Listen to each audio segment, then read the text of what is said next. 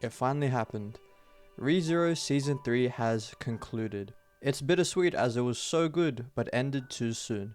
And for those who don't know, ReZero Season 3 was actually supposed to have more episodes, but because of internal affairs from White Fox, the studio who animated all of ReZero, we are only getting these 16 episodes. So unfortunately, we won't be getting my favorite arc this year, but hopefully we get it soon. And by soon, I mean anything less than 4 years. Please, please, please, please, please. Now, as sad as that is, at least we can be happy to know we finally got to see the adaptation of Arc 5, which was brilliant. So how does it hold up to the other seasons? Does it live up to the fucking 4-year wait? Well, in short, yes. Now, before the season had come out, the arc it was adapting in the ReZero community was famously known as the shounen arc. ReZero has of course had its fair share of fights in it, but it was never the main focus. The series was always a more character focused story, and it's still present in this arc, but it definitely does take more of a backseat in this season, as season 3 is a full blown battle. Multiple characters put into different matchups, crazy animation that is such a pleasure to watch. Camilla, the Sin Archbishop of Lost, stepping on Crucius Badoinkadoinkas. Wait, that last part isn't very shonen, is it?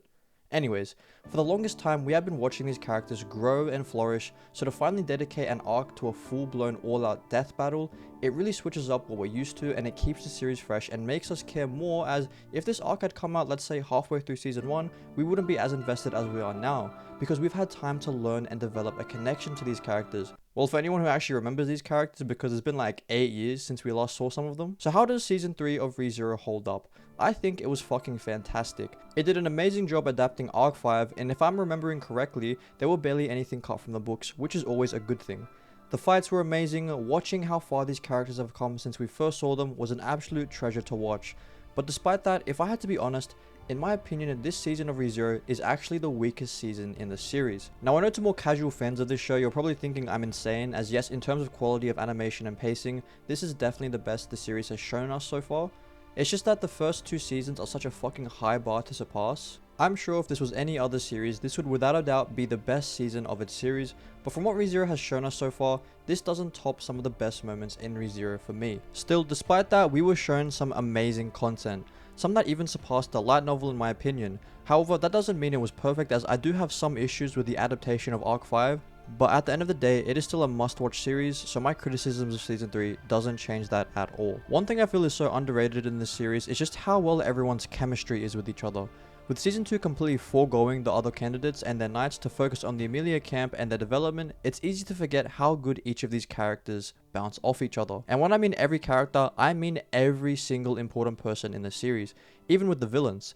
The way a character interacts with another feels so natural it's almost scary. It really makes you feel like each character is their own person with their own goals and ambitions, and how their history with others changes the way they act towards each other. And if I'm being honest, that's ReZero's greatest strength. So I'm glad season 3 was able to capture that strength really well. Also, my glorious King Subaru is absolutely phenomenal. It's crazy to think that there was a time where he was one of the most hated characters in all of anime. This season was like a buffer period where Subaru doesn't actually develop anywhere near as much as in season 1 and 2. However, what it does show us is how far he's come. If this was Subaru from season 1, there was no fucking way he was pulling off some of the plays he was doing in season 3. You can tell that his drive and determination has increased to an incredible level from season 2.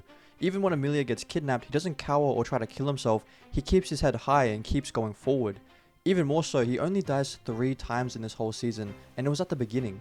So despite how batshit insane the later episodes become, there were so many times where we thought there was no way he was going to survive this, yet he proves everyone wrong. So let's just hope this continues into season 4.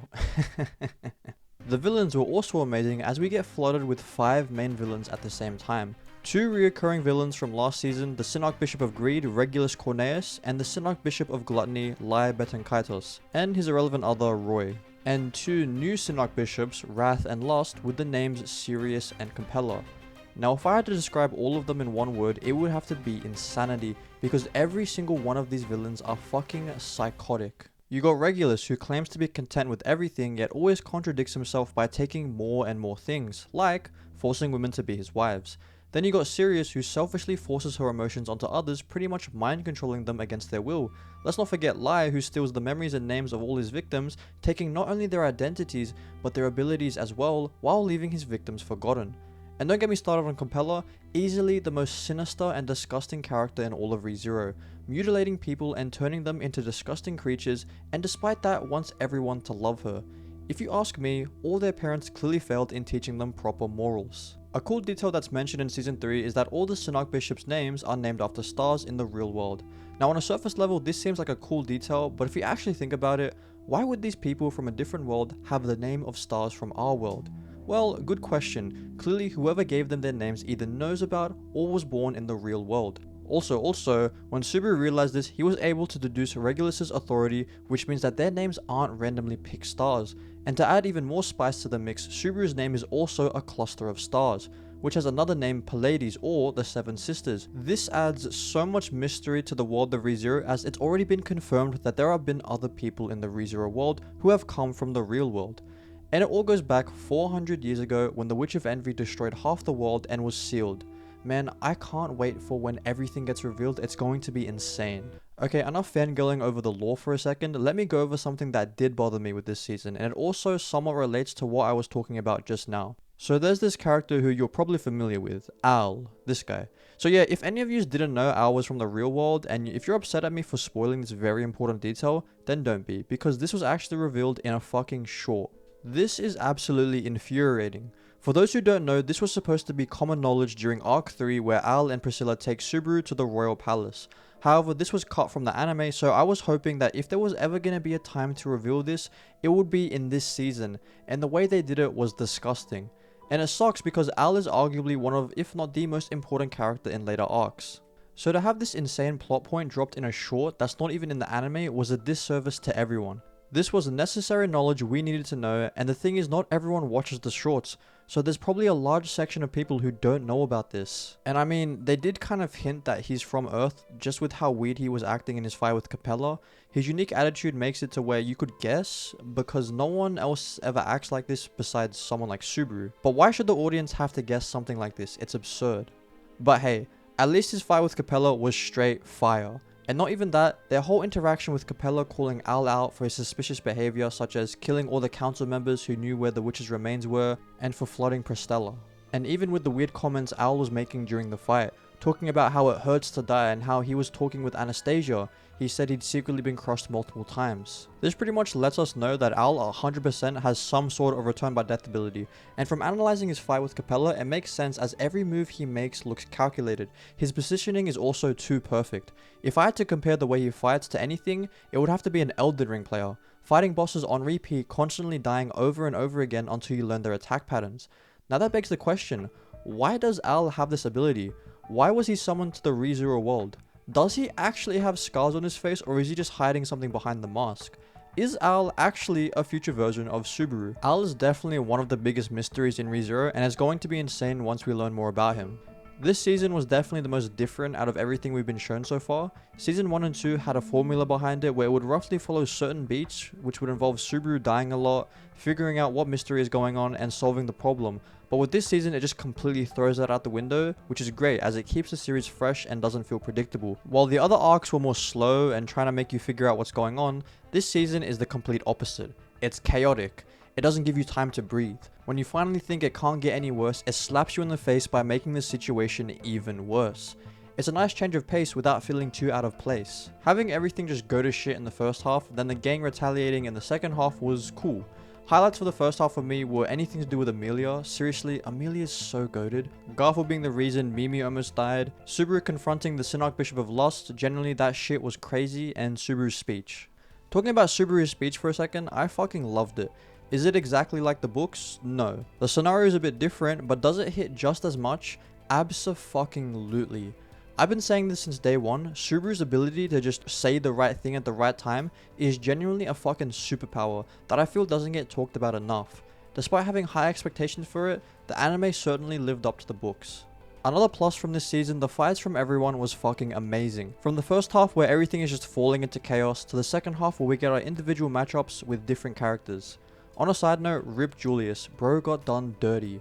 And also, I'm so glad they locked in with the animation this season. While season 2 is my personal favorite season, the animation in that one is definitely the worst. Fuck you, COVID. But if there was ever going to be a time where they needed good animation, it was going to have to be this season. I heard a lot of people complain about the Regulus vs Subaru, Amelia, and Reinhardt fight, with how they made Regulus look too weak, as in the books, bro was putting in the work. But in all honesty, I feel like they did everything they needed to do in that fight. The way they made Regulus this fucking OP monster who can't be touched but relies on it so much that he has literally no other skills besides that is exactly how Regulus is supposed to be. For me, I personally loved this fight. The highlight for me was when Subaru used Invisible Providence to take Regulus' heart from Amelia. And also seeing Reinhardt in proper action was great, and the way Amelia was able to free the wives from their fear was amazing. All in all, just an amazing fight. The Priscilla and Sirius fight I actually prefer over the books, as they really made Liliana so much more enjoyable in the anime compared to the books. In the books, her internal dialogue was so fucking annoying, and it really broke the flow of most scenes, but with the anime they really made her more likable, and that just added a lot to the fight. Now for me, when I read this arc, the Garfield vs Kurgan fight was my favorite fight. And on a pure spectacle level, the anime delivered tenfold, but for me, it really missed out on what made the fight so good in the first place. The main selling point for the fight was Garfield's internal struggles.